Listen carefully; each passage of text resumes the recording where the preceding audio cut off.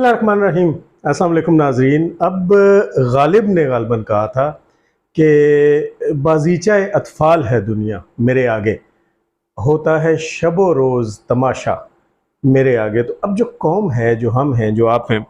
उनके आगे शब व रोज़ एक तमाशा जो है वो लगता है। एक तमाशा आपने कल देखा कि जिसमें साबिक़ वज़ीर आला पंजाब और बुज़ुर्ग सियासतदान और इमरान नियाज़ी के मुताबिक पंजाब के सबसे बड़े डाकू और फिर उन्हीं के मुताबिक पंजाब के सबसे बड़े शरीफ आदमी, उनको रिहाई का हुक्म जारी किया गया। अब वो जिस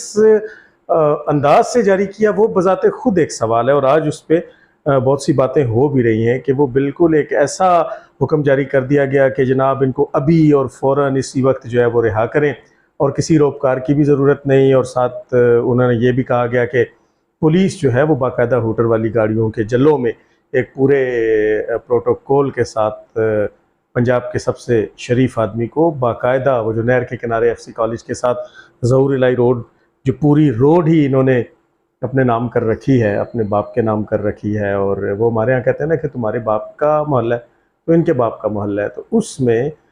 छोड़ के आए। लेकिन जब वो छोड़ने जा रहे थे तो नहर किनारे मुनहनी से वजूद वाले हमारे चौधरी परवेज़ इलाही साहब, ज़ाहिर है वो तकरीबन 80 साल से ज़्यादा बताई जा रही है कि उनकी उम्र है, तो बुज़ुर्ग तो बहरहाल वो हैं। आप उनकी जवान लड़की से शादी को भी छोड़ दें और आप उनकी करप्शन को भी फ़िलहाल एक तरफ रखें, तो उनको एक बुज़ुर्ग, एक बाबा जी के तौर पे 80 साल के बाबे हमारे गाँव देहातों में इतने मोटे मोटे चश्मे की ऐनक लगा के ना, और यहाँ से धागे बांध के, और वो बड़े बड़े वो डंडके पकड़ के और यूँ करके बैठ के, बेचारे दांत भी उनके टूटे हुए, एक दूसरे से बातें कर रहे, क्योंकि वो करप्ट नहीं होते। उन्होंने बड़ी मेहनत से कमाया होता है, उन्होंने खेतों में हल चलाए होते हैं, उन्होंने मजदूरियाँ की होती हैं, उन्होंने लहलहाते खेत जो हैं उनके पीछे वो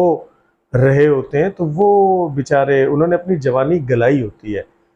इन लोगों ने तो कभी एसी के बाहर मुंह नहीं निकाला होता, और ये तो मतलब आपको मालूम ही है। तो बहरहाल उनको इस तरह बच्चे की तरह, ये जैसे वो आपने देखा होगा कुर्बानी के दिनों में ना, जब आप सब्जी अपना वो मवेशी मंडी जाएं, तो वो जो बकरे और लेले आपके काबू नहीं आ रहे थे, तो उनको बड़ा काबू करके ऐसे करके ना उनको गाड़ियों में यूं करके जो फेंका जाता है, तो बिल्कुल उस लेले की तरह उनको गाड़ी में डाला गया। और उसके बाद वही हमारे मीडिया ने ढोल पीटना बिल्कुल वैसे शुरू किया जैसे नियाज़ी साहब का किया था कि अब जनाब हेलीकॉप्टर आ रहा है और अब जहाज़ आ रहा है और अब इस्लामाबाद जा रहे हैं और ये वो जा रहे हैं। लेकिन चौधरी साहब नहर के किनारे से जब गायब हुए, जब वहाँ डूबे, तो जाके अटक जेल में अपने मुर्शद इमरान खान के पहलू में किसी सेल से बरामद हुए और वहाँ पे वो मौजूद हैं। इस दौरान एक और बुजुर्ग वकील और सियासतदान, साबिक गवर्नर पंजाब जनाब लतीफ़ खोसा साहब, आधे तीतर आधे बटेर, आधे तीतर आधे बटेर मैं इसलिए कह रहा हूँ कि एक टांग उनकी पीपल्स पार्टी में है और एक टांग उनकी पीटीआई में है, और वो हिचको, अब वो दो कश्तियों का सवार, आपको पता ही है कि उसका नतीजा क्या निकलता है। तो जैसे ही वो पुलिस ने या जो भी वो लोग थे उनको अगवा मुबैना तौर पर करने वाले या गिरफ्तार करने वाले, इस्लामाबाद पुलिस जो थी, उन्होंने जैसे ही उनकी गाड़ी का दरवाज़ा खोला, तो वीडियो में भी आप देखिए खोसा साहब पतली गली से निकल गए, और वो पता नहीं उन्होंने नहर कैसे क्रॉस की, उसमें स्विम करके दूसरी तरफ गए हैं, या कोई वहाँ पे ब्रिज था, या वो खरामा खरामा पैदल ही वहाँ से निकल गए हैं। तो बहरहाल वो वहाँ से चले गए। अब बड़े सीनियर सहाफ़ी जावेद चौधरी के मुताबिक कि जब परवेज़ इलाही साहब को वो उठा के दूसरी गाड़ी में लादा जा रहा था और उनको इस तरीके से बच्चे की तरह उठाया हुआ था, तो किसी ने, गालिबन परवेज़ इलाही के ख़ानदान के किसी आदमी ने उठाने वालों से पूछा कि यार ये क्या तमाशा है, और ये चौधरी साहब जो हैं ये जेल से बाहर कब आएंगे? तो उन्होंने कहा जी कि इनकी अब जेल से हड्डियाँ ही बाहर आएंगी, और बज़ाहिर आपको यही नज़र आ रहा है। रिपोर्टेडली ये है कि उन्हें ये कहा जा रहा है कि जनाब आप अपने बेटे फर्जंदे अर्जुमंद मोनस इलाही, जो आपकी और अपनी करप्शन का मुश्तरका पैसा एक प्राइवेट जहाज़ में लाद के और फ़रार हो गया था, भगोड़ा हो चुका है वहाँ स्पेन में, और फिर वहाँ से आजकल हमने सुना है कि वो लंदन की सैरें कर रहे हैं। बाबा जी जो हैं वो यहाँ पे मौत व हयात की कशमकश में, आज भी उनको पिम्स हॉस्पिटल लाया गया है कि दिल की बीमारी थी और दिल की कोई तकलीफ़ हो गई थी, फिर बहरहाल उनको जो है वो वापस ले गए हैं। लेकिन इमरान शफ़क़त ने इसके ऊपर आज एक नया कटा खोल दिया। मतलब इमरान शफ़क़त साहब से माज़रत के साथ, वो बड़े सीनियर आदमी हैं, उनकी बड़ी हम इज़्ज़त करते हैं। उन्होंने जो कटा खोला है वो बड़ा संजीदा है, और वो इस तरह से कि इमरान खान को परवेज़ इलाही के ज़रिए कोई पैगाम पहुंचाया जाए। और अब चूंकि दोनों एक ही जेल में हैं तो ज़ाहिर है अब मुझे क्या पता और आपको क्या पता और किसी और को क्या पता, जेल के अंदर कभी भी किसी भी वक्त उनकी मुलाकात करवाई जा सकती है, या करवाई जा रही होगी, या करवाई जा चुकी होगी, या करवाई जाएगी। और उसमें वो जो बड़े हैं उन बड़ों का पैगाम ये दिया जाएगा कि बस अब आप जो हैं वो मान जाएं कुछ ऐसी चीज़ों को कि जो आप भी चाहते हैं। चूँकि खान साहब आपको मालूम है, नईम पंजोथा जो मर्जी कहता रहे कि खान साहब 1000 साल जो हैं वो जेल में रहने के लिए तैयार है, खान साहब भाईजान वहाँ पे बाँ बाँ कर रहे हैं, और खान साहब की वहाँ पे बड़ी पतली हालत है। वो देखे ना बुशरा ने क्या बयान दिया था, बुशरा मानिका, उसने बयान दिया था कि ये वाला जो गोश्त होता है ना, ये वाला, ये पता है ये जवानी में तो बड़ा टाइट होता है, बड़े डोले शोले लोगों के होते हैं, लेकिन ये गोश्त उनका लटक गया है। तो ये गोश्त अमूमन जो बुज़ुर्ग होते हैं, जो ख़ास तौर पे 65 से 70 और फिर उससे ऊपर चले जाते हैं, उनका ये गोश्त लटक जाता है बेचारे हालात के मारों का। तो खान साहब अब चूँकि हालात के मारे तो वो लटक गया। तो परवेज़ इलाही साहब के थ्रू खान साहब वो जो NRO जो ले रहे हैं, और जिस NRO के लिए वो बार बार मिलते हैं, समाजतें भी कर रहे हैं, अब बीच में वो जो विचोला का किरदार है वो ये करेंगे। कुछ लो और दो की बात होगी, क्योंकि एक तो बात ये हो रही है जनाब के मोनस इलाही जो है उसको वापस लाया जाए, फिर परवेज़ इलाही साहब जो हैं वो भी एक प्रेस कॉन्फ्रेंस करके 9 मई की मजम्मत करेंगे, और ये जो जमात है, इस जमात के हवाले से कुछ मुग़ल्लज़ात बक दें, और उसके बाद जो है फिर उनकी जान बख्शी जो है वो कर दी जाएगी। तो ये एक विचोला का किरदार इमरान शफकत की खबर के मुताबिक अब अटक जेल के अंदर अदा करेंगे जनाब चौधरी परवेज़ इलाही नत साहब। अच्छा, अब दूसरी बात यह कि वो जो 1000 साल जेल में रहने का प्रोग्राम बनाए फिरते हैं बकौल नईम पंजोथा के जनाब खान साहब तो बड़े एनर्जेटिक हैं और वो 1000 साल वहाँ रहे। अब आप देखें ना ज़रा, यहाँ अब बिला तफरीक के अवाम तो पिस रही है, यहाँ पे चीनी 200 से ऊपर चली गई है, यहाँ पे बिजली की क्या सूरत हाल है, डॉलर की क्या सूरत हाल है, पेट्रोल की क्या सूरत हाल है, खुदकुशियाँ हो रही हैं, लोग अपने बच्चे फ़रोख्त कर रहे हैं, लोग जो हैं वो भूख के डर से चोरियाँ चकारियाँ डकैतियाँ कर रहे हैं, जो आपकी स्ट्रीट क्राइम्स हैं वो बढ़ चुकी हैं, और 2 वक्त की रूखी सूखी भी खाने को नहीं मिल रही। लेकिन खान साहब को बकरे की रान दी जा रही है, देसी मुर्ग दिया जा रहा है, देसी घी दिया जा रहा है, और ख़ुद को ये मिलाते हैं नेल्सन मंडेला से, खुद को ये मिलाते हैं महातीर मोहम्मद से, खुद को ये मिलाते हैं रजब तैयब अर्दगान से, और जेल में इनको मसाइल क्या है जी कि दीवार छोटी है, कैमरा लगा हुआ है, दरी नहीं है, गद्दा नहीं है, कूलर नहीं है, पंखा नहीं है, और मैं ये दाल नहीं खाऊंगा, मैं ये गोश्त नहीं खाऊंगा, मैं ये शेव नहीं करूंगा, तुम लोग ब्लेड पे कोई जहर ही ना लगा दो, वगैरह वगैरह, और मिलाते हैं खुद को नेल्सन मंडेला से। अब 2 महाजों पे जो है वो बात चल रही है। एक तो लोकल महाज पे चल रही है, वो जो लोकल डोमेस्टिक बीवी है, जो इमरान खान की भी बीवी है, बुशरा फरीद मानिका, खावर मानिका की बीवी, जो नादरा के रिकॉर्ड के मुताबिक एक ही वक्त में खावर फरीद मानिका और इमरान खान न्याजी दोनों की ही बीवी होने का दर्जा रखती हैं। एक तो वो ज़ाहिर है वो जो बाकियात हैं, वो जो फैज़ की बाकियात हैं, वो जो बाजवा की बाकियात हैं, वो जो साकिब नासूर की बाकियात हैं, और वो जो प्रोपेगेंडा ब्रिगेड है, वो जो ट्रोलर्स हैं, वो जो दुश्मनाने पाकिस्तान है, उनके साथ ताल्लुकात तो इसके हैं बुशरा फरीद मानिका के। तो एक तो यहाँ से सिलसिला जो है वो चल रहा है, लेकिन ये सिलसिला कमज़ोर है क्योंकि ये लोकल खातून है, ये डोमेस्टिक बीवी है। एक है इंटरनेशनल, वो जिन्होंने आबियारी की थी इस पौधे की, वो जिन यहूदियों ने पाला था, वो जिन्होंने इसको इस बीज को बोया था। और मैं नहीं कह रहा, इसको तो अब्दुल सत्तार ईदी ने कहा, इसको तो हकीम मोहम्मद सईद शहीद उन्होंने कहा, और आज से 30 साल पहले कह दिया। और इसको जनाब मरहूम मगफूर डॉक्टर इसरार अहमद ने कहा था कि ये एजेंट है यहूदियों का, और यहूदी लाबी जो है उसको तैयार कर रही है यहाँ पे लॉन्च करने के लिए। तीनों मज़कूरा मरहूम मगफूर तो इस दुनिया में मौजूद नहीं, लेकिन उनकी दूर अंदेशी को सलाम कि वैसा ही हुआ जैसा उन्होंने बताया था, कहा था और बताया था। तो वो जो है, अब आपको चूँकि पता है कि जो इमरान खान का साला है उसके ससुराली वही हैं जो गरीब मुल्कों को कर्जे देते हैं, समझे इस बात को। और उनकी अपनी जड़ें भी बड़ी मजबूत हैं। और ट्रंप की जो बेटी है उस हवाले से भी उस गोल्ड स्मिथ ख़ानदान में जो है वो रिश्तेदारी है। तो वो सारे अब यही चाहते हैं कि वो अपना ये बगल बच्चा जिसको यहाँ पे उन्होंने लॉन्च किया, बिल्कुल उसी तरीक़ा से उसकी आबियारी की जैसे मलाला यूसुफजई की कर रहे हैं, और जैसे मलाला यूसुफजई को तैयार कर रहे हैं, बिल्कुल उसी तरीके से उन्होंने जब इमरान खान की आबियारी की थी। तो अब ये इसको वापस ले आए, क्योंकि पाकिस्तान की जितनी कमर टूटनी थी वो तो टूट चुकी, क्योंकि इमरान खान के आने से पहले 30 अरब डॉलर जो है वो कर्जा था, और इमरान खान के जाने के बाद 75 अरब डॉलर कर्जा वाजिबुल अदा है, जो कि कलील मुद्दती है, यानी तवील मुद्दती नहीं, लॉन्ग टर्म का नहीं, शॉर्ट टर्म का है। इस वजह से पाकिस्तान की जो है वो कमर टूट गई है। मैं आपसे अक्सर जिक्र करता हूँ कि अब जो पेट्रोल, जो डीज़ल, जो पेट्रोलियम मसनूआत, जो बिजली, जो गैस, जो LPG, जो खाने पीने की अशिया, ये सारी महंगी हुई हैं। तो ये वही मुआहदात हैं जो न्याजी साहब ने की हैं। तो वो जो पौधा लगाया गया था उन यहूदियों की जानिब से,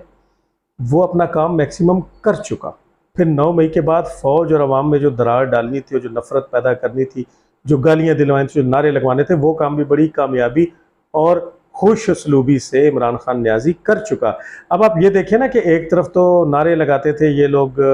इय्याका नअबुदु व इय्याका नस्तईन के,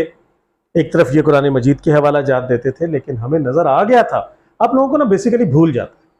आप लोग क्यों नहीं याद रखते कि इसके कान में वो जो कासिम सूरी था वो क्या फूंकता था, खान साहब ज़रा इस्लामी टच दें, खान साहब ज़रा इस्लामी टच दें। तो वो इस्लामी टच ये दे देता था। और जिन लोगों के बाप का नहीं पता, शहबाज गिल जैसे वो लोग इसकी हुकूमत में बकवासियात के ऊपर मामूर थे। आतिफ मियाँ जैसे कादियानी जो हैं वो इसी की हुकूमत में यहाँ लाए गए थे। शहजाद अकबर जैसे जो लोग हैं वो इसी की हुकूमत में लॉन्च किए गए थे। और अब आके हाँ, जो इन्होंने मस्जिद नबवी में किया था, जो इन्होंने वहाँ पे अहानत और तौहीन की थी, वो आपके सामने है। और आपकी अगर आंखें इस पर नहीं खुलती तो फिर आप लोगों को होश के नाखून लेने की ज़रूरत है। और आपको याद है कि मलऊन सलमान रुश्दी, वो सलमान रुश्दी जिसने जनाब रसूल अकरम सल्लल्लाहु अलैहि वसल्लम की शान अक़दस में गुस्ताखी की, उस बदबख्त के ख़िलाफ़ सिर्फ पाकिस्तान नहीं पूरी दुनिया सड़कों पे आई और उसने वो एक गुस्ताखाना किताब लिखी। उसके ऊपर जब इसके दौरे हुकूमत में वहाँ बाहर हमला हुआ था, कातलाना हमला हुआ था, तो इमरान खान शायद मुस्लिम दुनिया का वो वाहिद आदमी था जिसने उस कातलाना हमले की मजम्मत की थी। शातमे रसूल, गुस्ताखे रसूल, मैं मज़हब कार्ड इस्तेमाल नहीं कर रहा, मज़हब कार्ड तो ये बदबख्त इस्तेमाल करते रहे हैं, इय्याका नअबुदु व इय्याका नस्तईन कह के, और इनके कानों में बताया जाता रहा है कि जनाब इस्लामी टच दें। मज़हब कार्ड तो ये खेलते रहे हैं, लेकिन हकीकत में इन्होंने मस्जिद नबवी के अंदर जो हरकत की, जो कभी हरकत की, बेसिकली इनको सज़ा वही मिली है। और दूसरा कि जब उसके ऊपर हमला हुआ और उस बदबख्त की, उस मलऊन की एक आँख ज़ख्मी हुई, तो मुस्लिम दुनिया से उस हमले की मजम्मत करने वाला वाहिद जो था उसका नाम इमरान अहमद खान न्याजी था। जेफरी रॉबर्टसन जो है, जो उसका वकील है, बुनियादी तौर पे अब बात सिर्फ ये नहीं है कि उसने, वो जो वकील है जो इमरान खान ने आलमी अदालत इंसाफ में अपील की और अब इन्होंने खैर वो यू टर्न ले लिया है वापस से। जब इनको जूते पड़े हैं तो इनको पता लगा कि ये जूते तो हमारे मुंह पे पड़े रहे हैं, तो अब इन्होंने वो ट्वीट्स डिलीट कर दिए और वो जेफरी रॉबर्टसन को जो है वो अब इन्होंने कैंसिल कर दिया। लेकिन बात यह है कि इमरान ने अपना मुकदमा आलमी अदालत इंसाफ में किया। अब आलमी अदालत इंसाफ में बुनियादी तौर पे इंडिविजुअल का मुकदमा होता ही नहीं है, वहाँ पे शख्सियात के मुकदमे नहीं होते। हाँ, शख्सियात के ख़िलाफ़ हो सकते हैं, लेकिन स्टेट्स के होते हैं, इदारों के होते हैं, इंस्टीट्यूशंस के होते हैं, गवर्नमेंट्स के होते हैं। तो जेफरी रॉबर्टसन जो है उसने सिर्फ ये नहीं किया कि उसने उस शातिम रसूल सलमान रुश्दी की वकालत की थी, उसको डिफेंड किया था, बल्कि उसने इस गुस्ताखी के बाद सलमान रुश्दी को अपने घर में पनाह दी थी। अब आप मुझे बताएं, आपके जहाँ जहाँ से आप देख रहे हैं, जिस जिस शहर से, जिस जिस मुल्क से, हर जगह अदालतें होंगी, कौन सा वो वकील है जो क्रिमिनल्स को या अपने इस तरह के क्लाइंट्स को अपने घरों में पनाह दे, और ख़ास तौर पे जब मामला भी दीन का हो, जब मामला भी मज़हब का हो। और इस जेफरी रॉबर्टसन ने एक मामले में जनाब ईसा अलैहिस्सलाम की शान अक़दस में गुस्ताखी करने वालों को भी डिफेंड कर रखा है। यानी इसने सिर्फ शातमे रसूलुल्लाह सल्लल्लाहु अलैहि वसल्लम को डिफेंड नहीं कर रखा, बल्कि दोनों को, पूरी दुनिया में खान को और खान के इन सारे किरदारों को, इन गलीज किरदारों को जो बाहर बैठे हुए हैं, वो बग़ैर बाप वाले शहबाज गिल जैसे, और उस बग़ैर बाप वाले शहबाज गिल ने ही बुनियादी तौर पे ये ट्वीट किया था कि जनाब हमने वो वकील कर लिया है जेफरी रॉबर्टसन। तो अब आप यहाँ से सोचें कि मुस्लिम उम्मा का लीडर और जनाब मुकदमा इस्लाम लड़ने वाला बकौल यूथियों के, और जनाब इस्लामोफोबिया के खिलाफ जिहाद करने वाला और कुरान की बात करने वाला, ये क्या किया उसने? भोला बच्चा छुन्ना काका तो नहीं है, फीडर से दूध तो नहीं पीता। ये बुनियादी तौर पे अल्लाह की ज़ात चूँकि मौजूद है, जो इन्होंने जाके हुर्मत रसूल सल्लल्लाहु अलैहि वसल्लम का ख्याल नहीं किया, जो मस्जिद नबी में हरकत की गई, अब ये इनके ऊपर वो एक आजमाइश भी आई हुई है। अब गिनती के दिन रह गए हैं जी हमारी अदलिया के साफ़ होने में। अदलिया के आज 4 सितंबर है, तो 10-11 दिन है, उसके बाद सफाई का अमल इंशाअल्लाह जो है वो शुरू हो जाएगा। और फिर हम उम्मीद ये भी अब करेंगे नए चीफ जस्टिस ऑफ पाकिस्तान काजी फाइज ईसा से कि ये जो तमाशे लगते हैं कि जनाब फ़लाँ को इसी वक्त आप छोड़ दें और इसको बिल्कुल आप गिरफ़्तार नहीं कर सकते किसी मुकदमे में भी, और घर तक छोड़ के आएँ, ये तमाशे नहीं होंगे। इंसाफ होगा। ये नहीं होगा कि अगर मैं किसी अदालत में जाता हूँ तो जज मुझे ये कह के छोड़ दे कि जनाब हर मुकदमे में आप बरी हैं, उसमें भी जो आपने किए हैं, उसमें भी जो आपने नहीं किए, और उसमें भी जो आप आइंदा करेंगे। तो इसका मतलब तो ये है कि मैं अदालत से निकलते ही अगर किसी को कत्ल कर दूँ खुदा ना खास्ता, तो जज साहब तो मुझे आने वाले मुकदमों में भी बरी कर चुके हैं। तो ये जो काले कानून हैं, ये जो काले अंदाज हैं, ये जो अंधेर नगरियाँ हैं, अब ठीक करने का वक्त है। अब चीज़ों को ठीक करने का वक्त है। जब इलेक्शन होंगे, जब बाकायदा हुकूमत आएगी, हम बड़े प्रोग्राम्स में आपके आगे इन बातों को लेके इसका जिक्र कर चुके हैं कि ये महंगाई की बुनियादी वजूहात में से एक वो डॉक्टर शमशाद अख्तर का बयान भी है, सबका तमाम गवर्नमेंट की नाकिस पॉलिसियाँ और करप्शंस भी हैं। लेकिन अब अगर मुल्क किसी ट्रैक पे चढ़ने जा रहा है तो इन इदारों के सरबराहान ने ठीक करना है। तो ये वाली जो अदालती निज़ाम की खामियां हैं, जो ख़राबियां हैं, इसकी उम्मीद बंदयाल से तो खैर क्या होगी, लेकिन यह है कि हम उम्मीद करते हैं कि काजी फाइज ईसा अपने ट्रैक रिकॉर्ड के मुताबिक कुछ ऐसा नया करके जाएंगे कि जो तारीख में तो याद रखा जाएगा, लेकिन कम अज़ कम कुछ सुख का सांस अदालतों में भी आएगा। किसी गवर्नमेंट ने अदालती रिफॉर्म की तरफ तवज्जो नहीं दी। अतः कि तहरीक इंसाफ, जिन्होंने अपनी जमात का नाम ही इंसाफ पे रखा था, वो भी पुलिस रिफॉर्म्स या अदालती रिफॉर्म्स की तरफ तो नहीं आए। लेकिन बहरहाल फाइज ईसा साहब से उम्मीद करते हैं कि शायद अब इस हवाले से अदलिया की ये जो सफाई 16 सितंबर से हो जाएगी, उसके बाद कुछ ना कुछ ऐसा ज़रूर किया जाए जो वो कर सकते हैं कि फिर आइंदा अदलिया 137वें नंबर पे ना हो, 37वें नंबर तक तो जाए। इंशाल्लाह अगले शो में आपसे दोबारा मुलाकात होगी।